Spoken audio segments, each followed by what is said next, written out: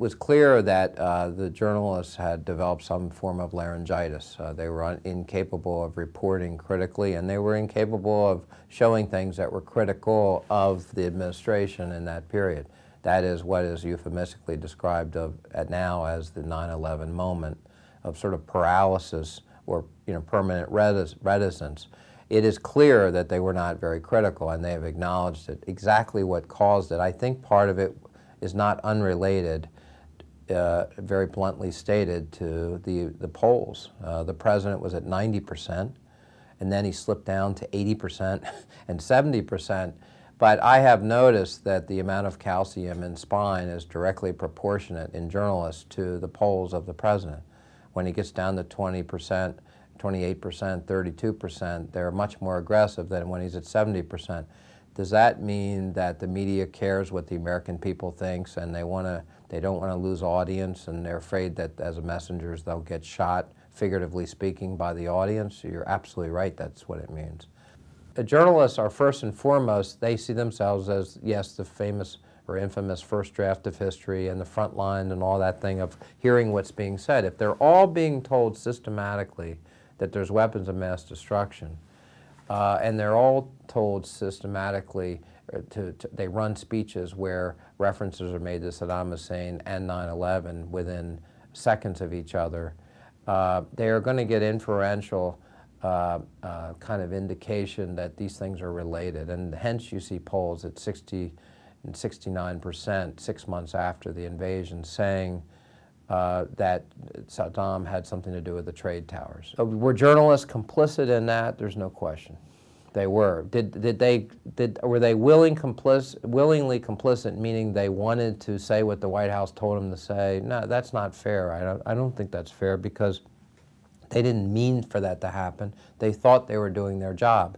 But they could have been more critical. They should have been more critical. They should have stood up at the time it was happening. We also, honestly have the benefit of hindsight. Is it unfortunate? Absolutely. If critical reporting had occurred, would we have invaded Iraq? Possibly no. That's rather significant given the financial, but more importantly, human costs of that war. There's a famous, it's an infamous quote, "Truth is the first casualty of war." We saw that yet again, even 100 years after that quote was originally made. That is an ongoing problem in the coverage of war. Leaders in politics and government always lie during times of war. There's almost no exception, and this was no different.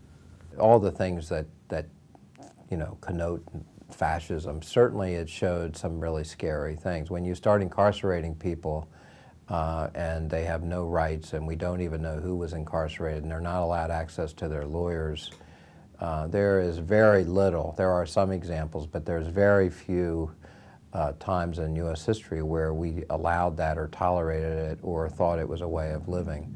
And I think many people, regardless of their politics, even regardless of their party, many people were disturbed by what they saw happen to the United States of America. And what was most disturbing around the world was, no matter how concerning these issues were, they were astonished that the administration that had no compunction doing some of these things was reelected. They saw Florida in 2000 as a fluke. They saw 2004 as a referendum that he passed. And then it was no longer this flawed presidency. It was something about the people and the public and the country itself.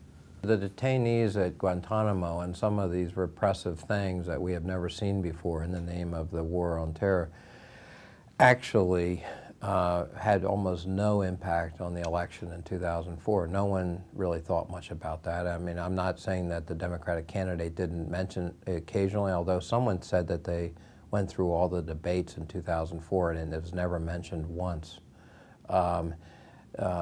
Civil liberties and constitutional rights are not generally a popular issue in presidential campaigns. They're not usually waved around.